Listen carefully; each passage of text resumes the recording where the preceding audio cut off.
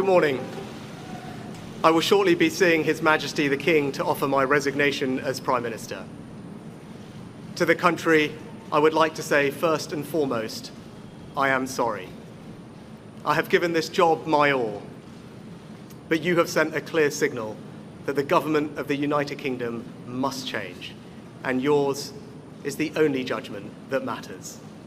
I have heard your anger, your disappointment, and I take responsibility for this loss.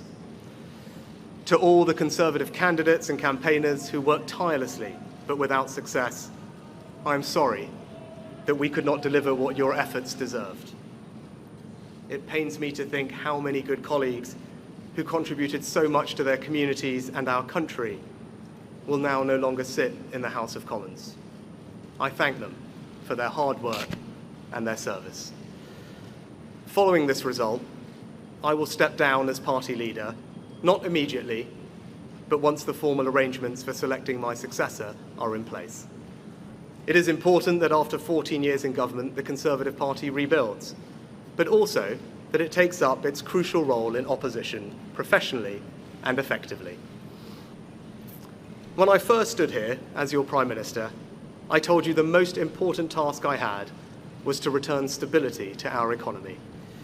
Inflation is back to target, mortgage rates are falling, and growth has returned.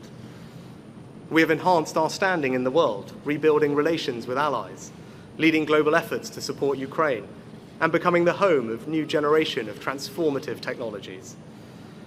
And our United Kingdom is stronger too, with the Windsor Framework, devolution restored in Northern Ireland, and our union strengthened. I'm proud of those achievements. I believe this country is safer, stronger, and more secure than it was 20 months ago. And it is more prosperous, fairer, and resilient than it was in 2010. Whilst he has been my political opponent, Sir Keir Starmer will shortly become our Prime Minister. In this job, his successes will be all our successors, and I wish him and his family well. Whatever our disagreements in this campaign, he is a decent, public-spirited man who I respect.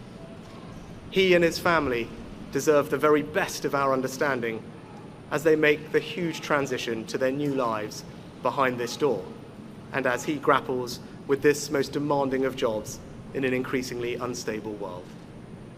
I'd like to thank my colleagues, my cabinet, the civil service, especially here in Downing Street, the team at Chequers, my staff, CCHQ, but most of all, I'd like to express my gratitude to my wife Akshata and our beautiful daughters. I can never thank them enough for the sacrifices they have made so that I might serve our country. One of the most remarkable things about Britain is just how unremarkable it is that 2 generations after my grandparents came here with little, I could become Prime Minister, and that I could watch my 2 young daughters light Diwali candles on the steps in Downing Street. We must hold true to that idea of who we are, that vision of kindness, decency, and tolerance that has always been the British way. This is a difficult day, at the end of a number of difficult days. But I leave this job honoured to have been your Prime Minister. This is the best country in the world, and it is thanks entirely to you, the British people, the true source of all our achievements, our strengths, and our greatness. Thank you.